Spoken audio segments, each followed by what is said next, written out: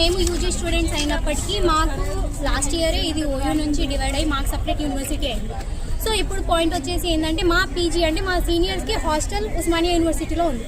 అక్కడ mess incharge అయిన వినోద్ అని ఆయన సో మా సీనియర్స్ తోటి చాలా మిస్బిహేవ్ చేస్తున్నారని ఒక కంప్లైంట్ వచ్చింది. సో ఫస్ట్ స్టార్టింగ్ థింగ్ ఒక వాయిస్ రికార్డింగ్ షీ టీమ్కి వెళ్ళింది. దాంట్లో ఆ అమ్మాయి చెప్పిన స్టేట్మెంట్ ఏంటంటే మేము వీసీకి ప్రిన్సిపల్కి కంప్లైంట్ ఇచ్చినాము, అయినప్పటికీ వాళ్ళు యాక్షన్ తీసుకోవడం లేదు, సో మేము డైరెక్ట్గా ఇలా షీ టీమ్కి అప్రోచ్ అవుతున్నామని వాళ్ళు చెప్పారు. సో అదే ఇష్యూ తీసుకొని మేము ఇక్కడికి రావడం జరిగింది, వీసీతో మాట్లాడడం జరిగింది. ఎందుకంటే ఇది ఒక ఇష్యూ కాదు సార్, ఆల్రెడీ మేము ఇక్కడ లోపల చాలా ఇష్యూస్ ఫేస్ అవుతున్నాం. ఇక్కడ దర్బార్ హాల్ అని చెప్పేసి బ్రిటిష్ రూల్ అప్పటి నుంచి ఉందని చెప్పేసి ఇక్కడ షూటింగ్కి పర్మిషన్స్ ఇస్తున్నారు.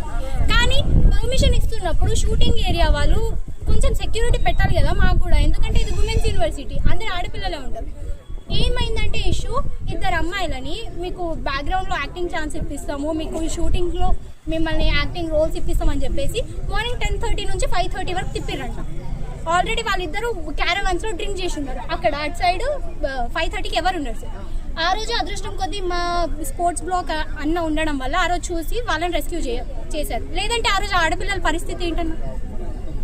సో ఇలాంటివి ఫర్దర్గా జరగకుండా ఓకే మాకు బడ్జెట్ లేదు, మేము ఇన్ఫ్రాస్ట్రక్చర్ కోసం లోపల అన్ని ఫెసిలిటీస్ కోసం మాకు బడ్జెట్ కావాలి, దానికోసం మీరు షూటింగ్ ఇస్తున్నారు ఓకే, బట్ మాకు కూడా సెక్యూరిటీ కావాలి. మేము ఎక్కడి నుంచో విలేజెస్ నుంచి వచ్చి ఇక్కడికి వచ్చింది చదువుకోవడానికి, సో మాకు చదువుతో పాటు సెక్యూరిటీ కూడా కావాలి.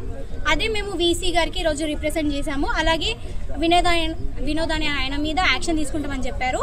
దానికి మేము చాలా థ్యాంక్స్ చెప్తున్నాం వీసీ మేడంకి. అది ఎంత తొందరగా అయితే అంత తొందరగా యాక్షన్ తీసుకోవాలి. అండ్ ఇలాంటివి రేపటి రోజున పునరావృతం అవ్వకూడదు అనేది మా పాయింట్.